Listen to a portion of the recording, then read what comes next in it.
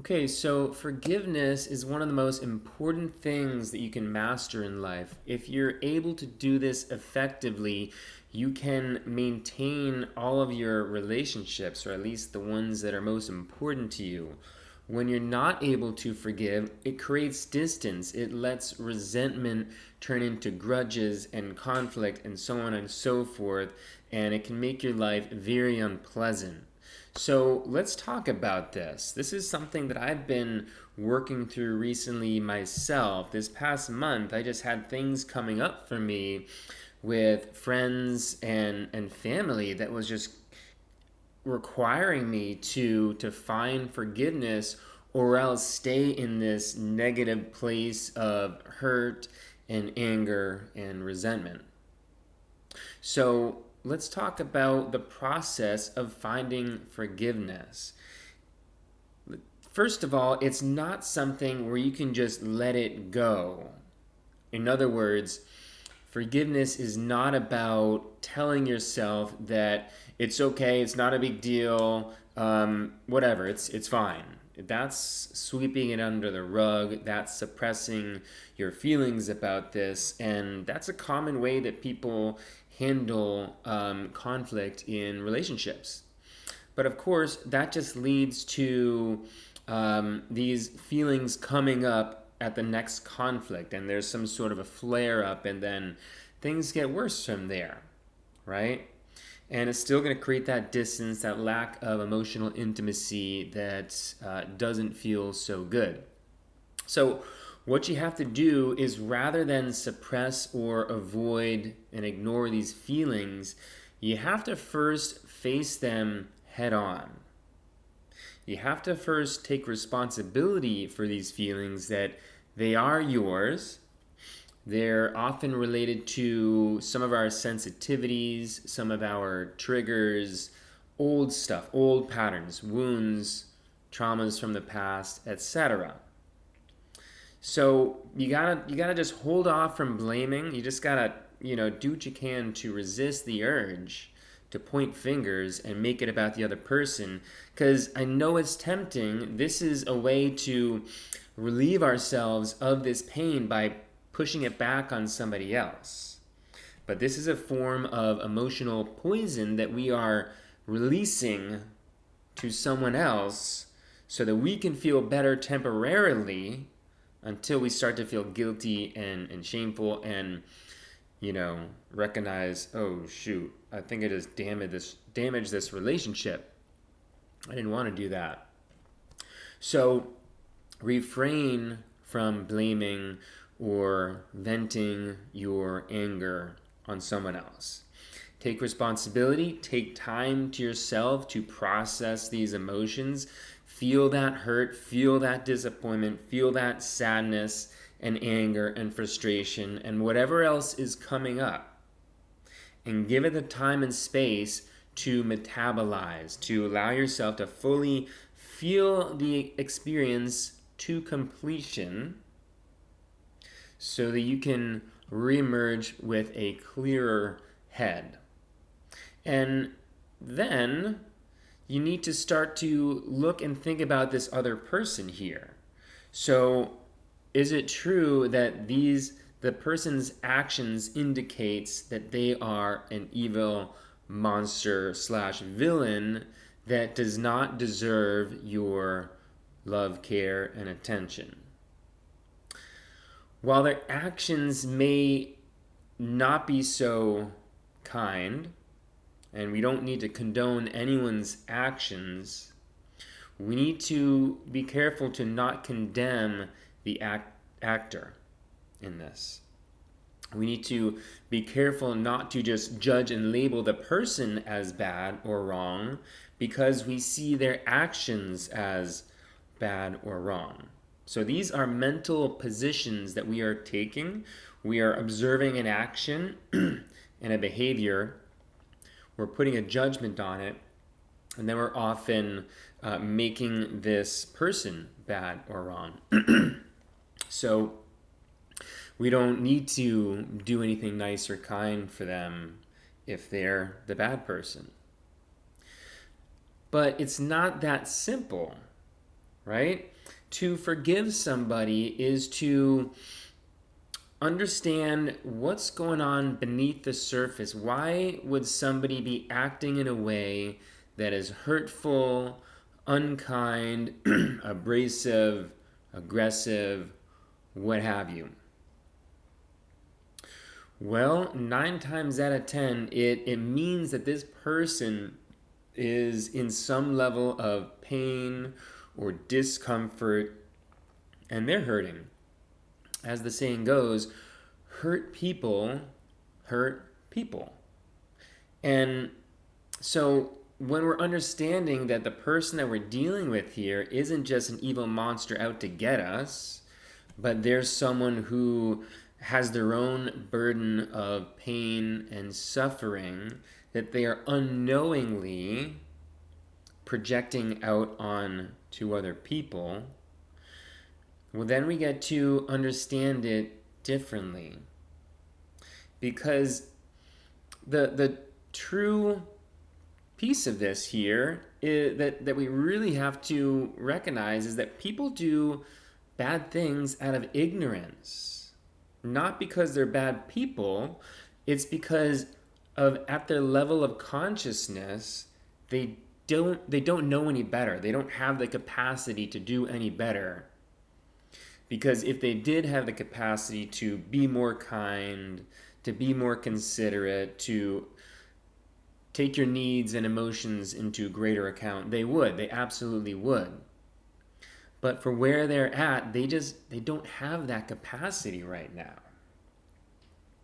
So I've been having, some things come up this past week with my mom, because we had a conversation a week ago about them coming to visit me, the family coming to visit me in Costa Rica. And I was feeling really hopeful that I'd be able to host everybody here. And then I found out later on this call that that wasn't going to happen. And the way that it was communicated to me didn't take into account my feelings around it. It was sort of brushed off, and there wasn't any attention paid to how that might feel for me, because it was very disappointing, and I felt hurt because I didn't feel like I was seen or appreciated for how that might land. And then the next day, it manifested into feelings of anger, resentment, and frustration, because I started to think like, why couldn't you communicate more effectively? Why couldn't you be more emotionally attuned to how this might land for me, given the history that I've had with not having my needs met, not being emotionally attuned to? If you're an HSP with non-HSP parents, this could be a common theme or a common pattern for you. So in this instance, it activated an old pattern, an old wound. It was a small enough thing, just a little short phone conversation, but it brought up all this stuff. And it wasn't the easiest thing for me to just forgive and let go and, get back to feeling really, warm and loving towards my mom, in spite of all this work that I've done so far. And so this week I really had to dig deep and try to wrap my head around this, because I was 100% committed to not making my mom the bad person that my knee-jerk teenage self wanted to do, because that's what I'd been doing for much of my life. And then I just feel really bad about that, to realize that my sweet old mom is just doing the best she can, and I'm reacting, impulsively. But that didn't help my situation. I didn't have a chance to vent my frustration, so I was stuck with this emotional turmoil for days. And it wasn't until I was able to realize, with the help of a mentor, that this wasn't an easy thing for my mom. She was stuck in a very difficult position, having to coordinate these Thanksgiving plans between myself and my older brother, who, unbeknownst to me, was very unhappy about this idea of traveling to Costa Rica for Thanksgiving, and he gave my mom a hard time about it. I'm pretty sure. And so when I take this into account, I realize that my mom's been in a difficult place with this. And there's more to the story than I realized, right? I also started to realize that my mom has a hard time dealing with negative emotions. She has a hard time disappointing people, which is ironic because that's what she did with me, but she was so uncomfortable broaching the topic whatsoever that she just did all that she could to just get through it as fast as possible and on to the next topic. So it wasn't until I had these realizations and I started to cultivate an understanding, a deeper understanding for where my mom was coming from, that the forgiveness became more accessible. Because with the understanding comes the compassion. I'm a person that's very committed to being kind and compassionate to people, but I'll be honest, sometimes it's just not there. I sometimes struggle with being compassionate without understanding why I'm being compassionate. My logical brain wants to know, okay, well, why should I be so compassionate? Is this person deserving of my compassion? And that's where understanding makes a big difference. So if you're struggling with resentment right now and you really want to forgive a family member, a partner, a friend, take the time to step back and consider their point of view. What could have led someone to the point where they're acting the way that they acted towards you? In the case of my mom, I realized that she's had her own set of childhood trauma that made life really hard for her, that really decreased her capacity for emotional attunement. She didn't grow up in an era of, learning about personal development and conscious communication and all these things. So she's been in these uncomfortable situations with the children that she cares about very much and has a lot of love for, and she's unable to keep everybody happy. Sometimes we can't make everybody happy. That could be the intention of the person that you're dealing with, is they want to make you happy, but they don't know how. They're limited. They have these handicaps. We have to be very forgiving with people because of their handicaps. It's not my mom's fault that she doesn't have the capacity for emotional attunement that I have. I'm gifted with this ability, and my life circumstances foster this in me. And of course, I would love for everybody in the world to treat me the way that I'm able to treat them. And sometimes that's where this frustration and resentment can come from. We often expect others to see the world the same kind of a way that we do, but they don't. Everyone is unique. Everyone has their own share of karma that they're going through in this life. They have their own struggles that have made life really hard for them. So forgiveness is about recognizing that we're all in this human game together.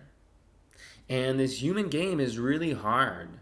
We're all trying to succeed at the game of life and find happiness. It's not so easy. And yes, sometimes tempers flare. Sometimes, conversations are awkward, or they're misconstrued. We're not able to convey what we're really trying to say, our communication isn't so good. Whatever the case may be, things happen. And we have to allow grace for people. We have to give people the benefit of the doubt. And we have to spend time trying to put ourselves in their shoes. What would make somebody act this way? And is it possible that this person is just in a place of pain and suffering, and they don't know what to do about it? They're doing the best that they can, and they're just limited. So guys, this is what I wanted to share with you today. This was my big insight personally this week that has helped me a ton. Since this realization, I've been able to find this compassion for my mom, and the forgiveness just came effortlessly. It's just like everything kind of falls into place when these understandings result in the compassion, which results in the forgiveness, which is our original intention. That's the last thing to mention, is that we want to maintain our intention is to always find forgiveness. When something happens, we got to take this on as our personal project of, okay, I'm going to take this back to my laboratory, unpack this thing, figure out what's going on here so I can get to forgiveness, because I'm committed to my own success, happiness, peace of mind. I'm committed to releasing this anger that's only going to hurt me. Not to mention important relationships. So give that a try. Give yourself the opportunity to let these things go in a very healthy way, and then just watch what happens to your life as you become unburdened through the process of forgiveness. So guys, if you found this video helpful, go ahead and hit the like button or subscribe to my channel for more content on how to thrive as an HSP. If you're someone who's feeling stuck in your career, frustrated with your job, you would really love to determine your ideal career path, discover your purpose, or change your career, then go to adamhardt.com to learn more about my career coaching services. Thank you so much for watching.